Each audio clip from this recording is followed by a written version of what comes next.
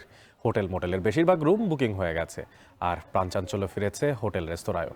বিস্তারিত জানাতে কক্সবাজার থেকে যুক্ত আছেন সহকর্মী মন্তোষ বেদজ্ঞ এবং কুয়াকাটায় আছেন জসিম পারভেজ।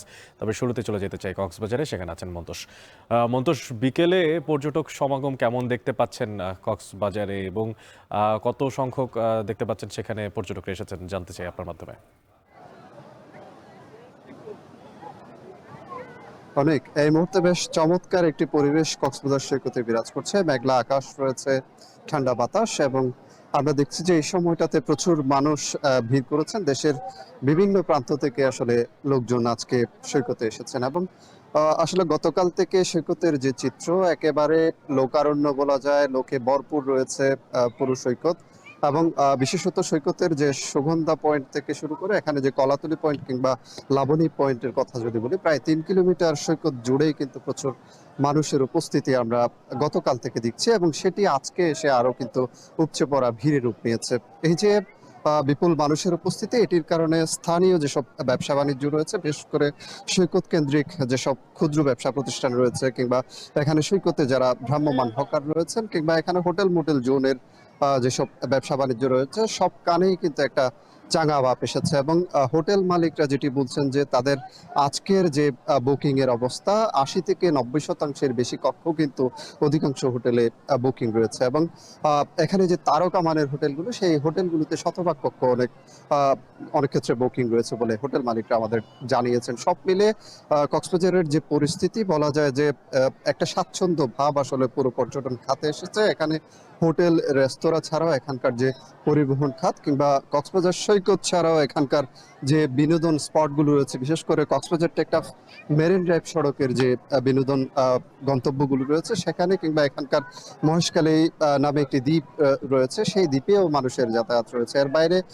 কক্সবাজার শহরের যে পর্যটন স্পটগুলো, বিশেষ করে এখানকার যে বৌদ্ধ মন্দির, কিংবা পার্শ্ববর্তী রামু উপজেলার যে বৌদ্ধ বিহারগুলো রয়েছে, সেখানেও পর্যটকদের উপস্থিতি কিন্তু রয়েছে। এবং সব মিলে এই যে বিপুল পর্যটকের উপস্থিতি, এই চাপটি আসলে আগামী 14 জুন পর্যন্ত থাকবে বলে এখানকার যারা হোটেল ব্যবসায়ী রয়েছেন তারা কিন্তু আমাদের আশার কথা জানিয়েছেন। এবং এখানকার পর্যটক সমাগম বাড়ার কারণে এখানকার যারা পর্যটন ব্যবসায়ী রয়েছেন, যারা মূলত পর্যটন ব্যবসার উপর নির্ভর করে পুরো সময়টা, তারা কিন্তু স্বস্তিতে রয়েছেন।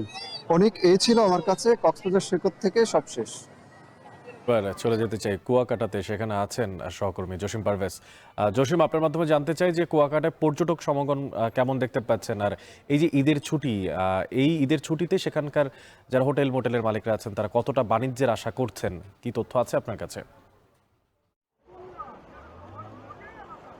অনেক আপনি দেখতেই পাচ্ছেন যে এখন কিন্তু পড়ন্ত বেলা বেলা অনেকটাই গড়িয়ে গেছে, কিন্তু তবুও পর্যটন কেন্দ্র কুয়াকাটায় লাখো পর্যটকের ঢল নেমেছে। তার একটি অংশ প্রায় কুয়াকাটা সৈকতের 22 কিলোমিটার, সৈকতের প্রায় 3 থেকে 4 কিলোমিটার জুড়ে এভাবেই পর্যটকরা সমুদ্র স্নানে ব্যস্ত রয়েছে। কেননা আজকে কিন্তু 35 থেকে 34 পর্যন্ত ডিগ্রি সেলসিয়াস পর্যন্ত তাপমাত্রা বেড়ে যায়।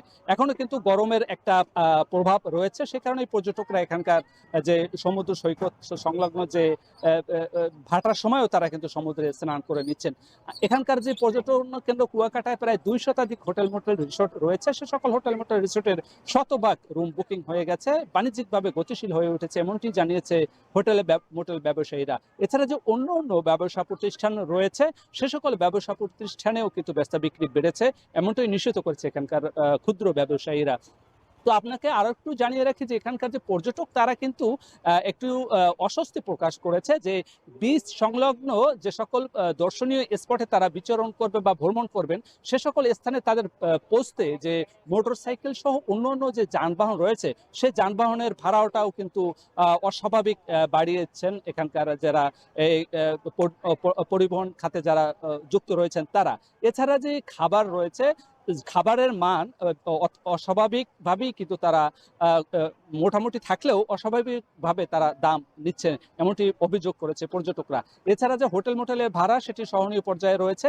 কিন্তু আরেকটা কথা আপনাকে জানিয়ে রাখি যে এখানকার যে টুরিস্ট যে পৌর কর্তৃপক্ষ, এখানে জনপ্রতিনিধি না থাকায় পৌর প্রশাসক দ্বারা পরিচালিত হওয়ায় এখানকার যে পর্যটকদের নিরাপত্তা এবং সেবা নিশ্চিতে কিছুটা বিঘ্নিত হচ্ছে।